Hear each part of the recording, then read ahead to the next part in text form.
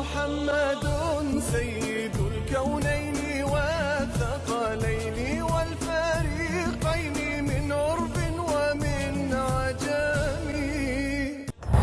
نعم سار طيف من أهوى فأرقني والحب يعترض اللذات بالآلام. مولاي صل وسلم دائما أبدا على حبيبك خير الخلق كلهم.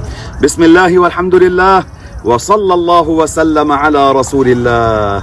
بعد أن بينوا له أن الشوق ظهر وآثاره على وجهك وخديك، اعترف بالحب أنه يحب، قال نعم صدقت، ولكن بسبب شدة التعلق بالمحبوب سرى طيف من أهوى، يعني سرى في نومي خيال من أهواه فرأيته في المنام، ولما انتبهت من نومي فرحا أرقني هذا الشيء، ما عدت أنام من الحب، لأن الحب يعترض يحول بين المحب واللذات، فصار عندي الألم بسبب بعدي عمن أحب.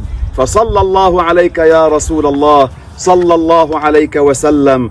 يقول نعم سار طيف من أهوى فأرقني والحب يعترض اللذات بالآلام.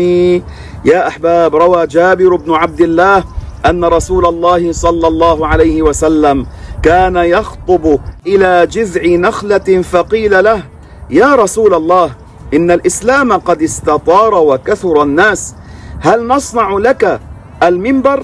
فقال نعم اصنعوا، فصنعوا له المنبر. ثم بعد ذلك حين النبي صعد المنبر وترك الجذع الذي كان يستند إليه، صار يخرج من الجذع اليبيس أنين يشبه أنين الطفل، حتى سمع أنينه كل من في المسجد، فنزل النبي المصطفى عليه الصلاة والسلام والتزمه وضمه إليه، ثم بعد ذلك سكت وأمر بدفنه، وقال عليه الصلاة والسلام والذي نفسي بيده لو تركتها حنت إلى يوم القيامة. نعم الحجر والشجر يحن لفراق النبي صلى الله عليه وسلم، فكيف قلوبنا لا تحن إليه؟